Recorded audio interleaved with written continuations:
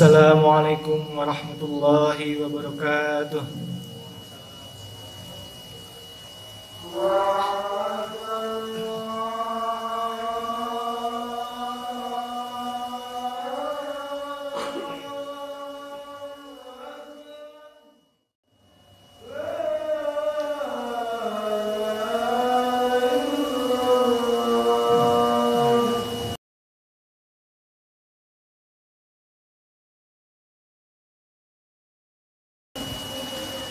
Alhamdulillahilladzi hadana lihadza wa ma kunna linahtadiya laula an hadanallah. Laqad ja'at rasulu rabbina bil haqq wa nudu an tilkumul jannah uristumuha bima kuntum ta'malun. Asyhadu an la ilaha illallah wahdahu la syarikalah lahul mulku wa lahul hamdu yuhyi wa yumitu wa huwa ala kulli syai'in qadir. Allahumma salli ala nabiyyina Muhammad wa ala alihi wa man tabi'ahum bi ihsanin ila yaumil qiyamah. Fa ya ibadallah ittaqullaha haitsu ma kunta wa usikum wa nafsi bi ta'atillah wa rasulih fi kulli zaman. Amma ba'd. Segala puji bagi Allah yang telah menunjuk kami kepada surga ini, dan kami sekali-kali tidak akan mendapat petunjuk jikalau Allah tidak memberi petunjuk kepada kami. Sesungguhnya telah datang Rasul-Rasul Tuhan kami membawa kebenaran. Diserukan kepada mereka, itulah surga yang diwariskan kepadamu disebabkan amalan yang dahulu kamu kerjakan. Quran Surat Al-A'raf ayat 43. Aku bersaksi bahwa tiada Tuhan selain Allah, yang tiada sekutu baginya. Baginya lah segala kerajaan dan baginya segala puji. Dialah yang menghidupkan dan yang mematikan, dan Dia maha kuasa atas segala sesuatu. Ya Allah, limpahkanlah shalawat kepada Nabi Muhammad, keluarganya, dan kepada umatnya yang setia hingga hari akhir kelak.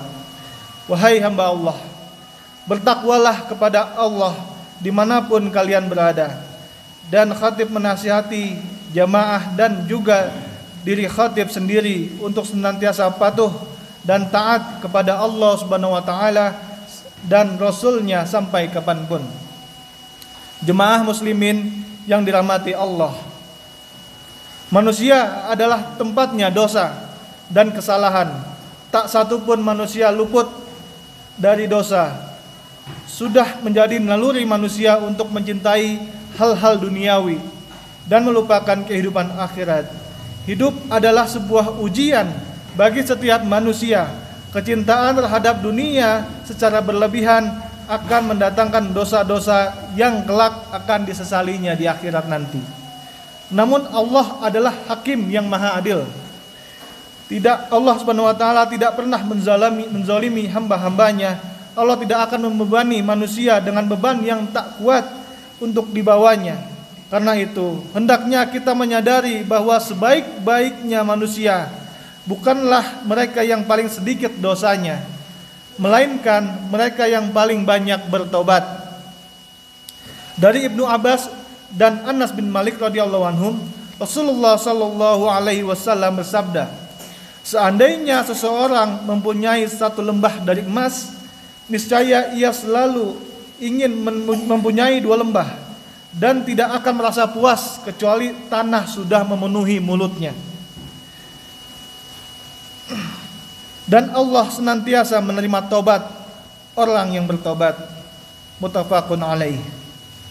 Dari hadis di atas kita mengetahui bahwa Allah Subhanahu wa taala melalui Rasulullah sallallahu alaihi wasallam telah memperingatkan bahwa ketamakan dan kecintaan manusia terhadap dunia hampir-hampir tak dapat ditahan oleh manusia, kecuali untuk mereka yang mau bertobat dan kembali ke jalan yang benar. Cobaan dunia berupa harta, tahta, popularitas, dan wanita merupakan ujian yang sungguh berat bagi manusia dalam kehidupan ini. Seandainya Allah menutup rapat-rapat pintu tobat, niscaya esok surga akan sepi dan neraka akan penuh sesak oleh manusia. Jemaah muslimin yang dirahmati Allah Subhanahu wa taala. Apakah tobat itu? Menurut riwayat dari Abu Nuaim, Rasulullah sallallahu alaihi wasallam bersabda, penyesalan adalah tobat, dan orang yang bertobat dari suatu dosa sebagaimana orang yang tidak berdosa. Dan orang-orang yang minta ampun atas suatu dosa tapi masih mengerjakannya sebagaimana orang yang menghina kepada Tuhannya. Jemaah muslimin yang dirahmati Allah Subhanahu wa taala. Allah Subhanahu wa taala berfirman dalam surat Az-Zumar ayat 53 dan 54 yang artinya, katakanlah, wahai hamba-hambaku yang melampaui batas terhadap diri mereka sendiri, janganlah kamu berputus asa dari rahmat Allah. Sesungguhnya Allah mengampuni dosa-dosa semuanya. Sungguh dialah yang maha pengampun, maha penyayang, dan kembalilah kamu kepada Tuhanmu dan berserah dirilah kepadanya. Surat Az-Zumar ayat 53-54. Sementara dalam sebuah hadis qudsi Allah Subhanahu wa taala berfirman, barang siapa yang mengetahui sesungguhnya akulah yang mempunyai kekuasaan untuk mengampuni segala dosa, niscaya dia aku ampuni, dan aku tidak peduli walau banyak atau besar dosanya, asal tidak menyekutukan sesuatu pun dengan aku. Hadis riwayat Imam Hakim dan Imam Tabrani. Sementara dalam surat An-Nisa ayat 116 Allah SWT berfirman, sesungguhnya Allah tidak akan mengampuni dosa syirik, dan dia mengampuni segala dosa selain dari itu bagi siapa yang dia kehendaki. Ada dua redaksi yang bisa kita perhatikan. Yang pertama adalah Allah mengampuni segala dosa sebesar apapun dosa itu. Sementara yang kedua, Allah tidak akan mengampuni dosa syirik. Bagaimana penjelasan tentang hal ini? Nah, Syekhul Islam Ibnu Taimiyah dalam bukunya yang terkenal yaitu Tazkiyatun Nafs ataupun Sucian Jiwa memberikan pendapatnya. Menurut beliau, tobatnya orang beriman dapat menghapus segala dosa. Kita tak boleh berputus asa dari ampunan Allah, dan kita pun tak boleh membuat orang lain berputus asa terhadap ampunan dari Allah. Karena itu, apapun dosa yang telah kita lakukan bisa terhapuskan, dengan catatan saat kita bertobat kita tidak menyekutukan Allah dengan yang lain. Allah berjanji akan mengampuni dosa-dosa orang yang bertobat, sementara mereka yang menyekutukan Allah Subhanahu wa taala dengan yang lain, Allah berlepas darinya. Artinya janji Allah tidak berlaku kepadanya. Dalam hal ini, tugas kita sebagai manusia adalah bertobat.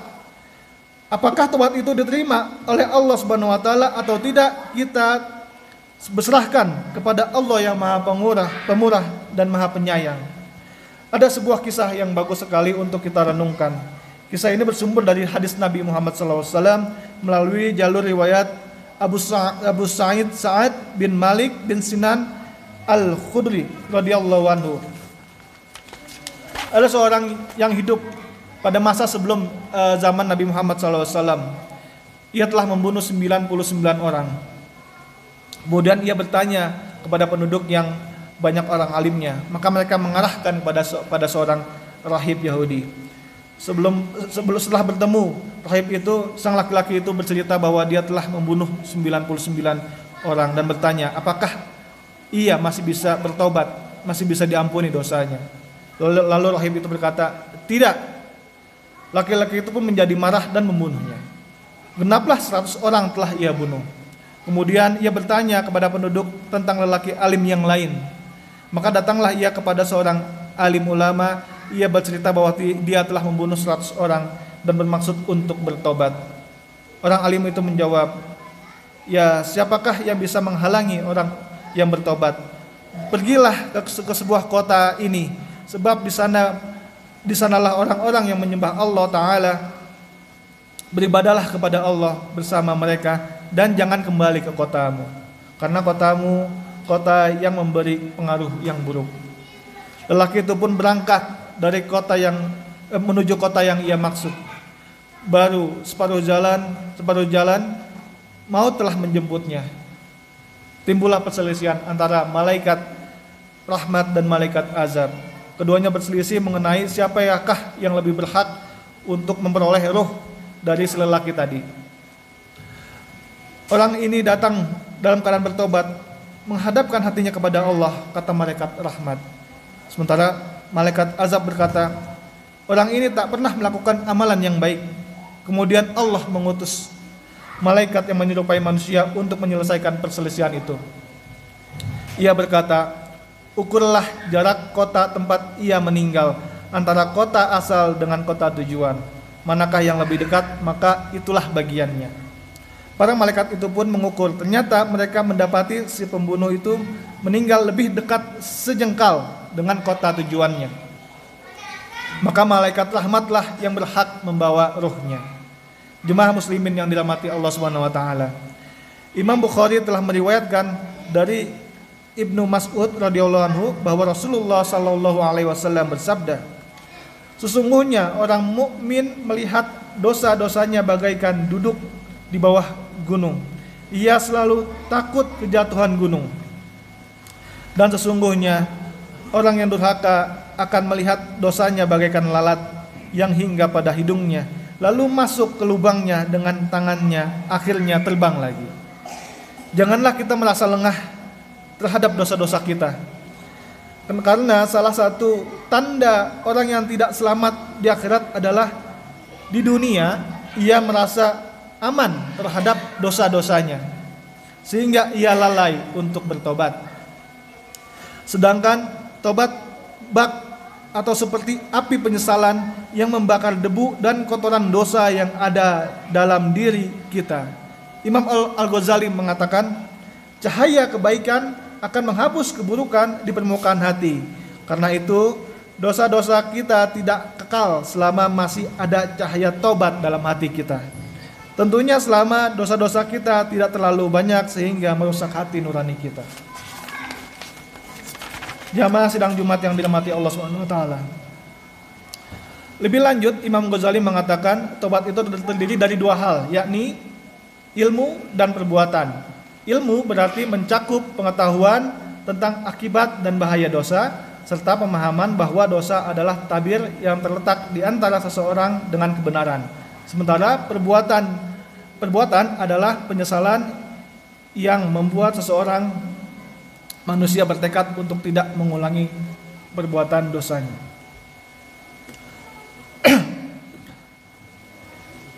Selain itu saat kita bertobat, hendaknya kita menghindari melakukan dosa-dosa besar. Allah Ta'ala berfirman, jika kalian menjauhi dosa-dosa besar di antara dosa-dosa kalian yang dilarang melakukannya, niscaya kami hapus segala kesalahan-kesalahan dosa-dosa kecil, dan kami masukkan kamu ke tempat yang mulia, yakni surga. Surat An-Nisa ayat 31. Hal lain yang bisa kita lakukan adalah beristighfar. Rasulullah melakukan istighfar dalam sehari itu 70 sampai 100 kali. Nah, pertanyaannya, dengan dosa yang kita miliki, apakah kita melakukan istighfar sebanyak itu? Harusnya lebih, karena itu dosa yang kita lakukan adalah lebih dari apa yang Rasulullah lakukan, sementara kita tidak lepas dari dosa, sementara Rasulullah lepas dari dosa. Allah berfirman dalam surat Al-Ghafir ayat 55, maka bersabarlah kamu, sesungguhnya janji Allah itu benar, mohonlah ampun untuk dosamu dan bertasbihlah seraya memuji Tuhanmu ba'da waktu petang dan pagi. Kedua waktu tersebut, pagi dan petang, ditetapkan oleh Allah Subhanahu wa taala menjadi waktu utama untuk berzikir serta memohon ampun. Semoga kita termasuk ke dalam orang-orang yang bertobat dan diterima tobatnya oleh Allah Subhanahu wa taala. Barakallahu li wa lakum fil Qur'anil azim.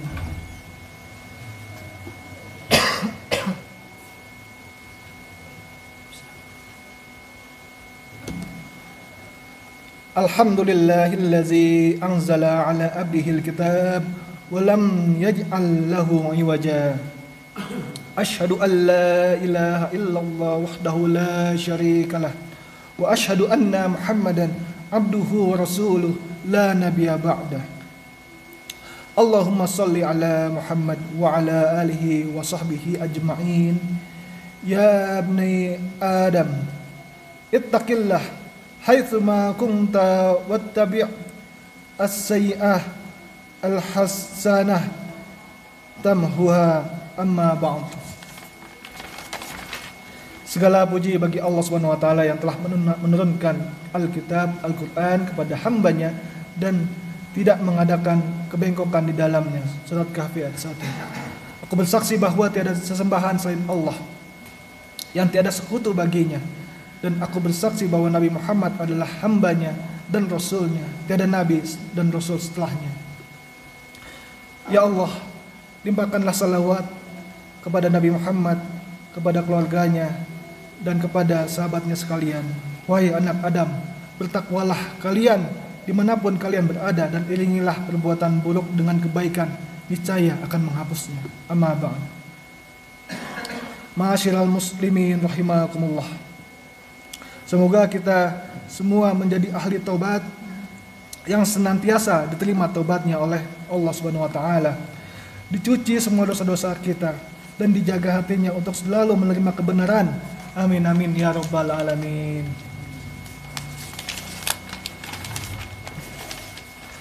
Innallaha wa malaikatahu yusalluna 'alan nabi. Ya ayyuhalladzina amanu sallu 'alaihi wa sallimu taslima.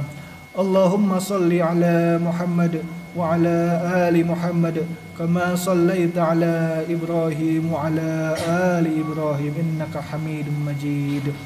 Allahumma ighfir lil mu'minina wal mu'minat wal muslimina wal muslimat al ahya'u minhum wal amwat innaka sami'un qaribud mujibud da'wat.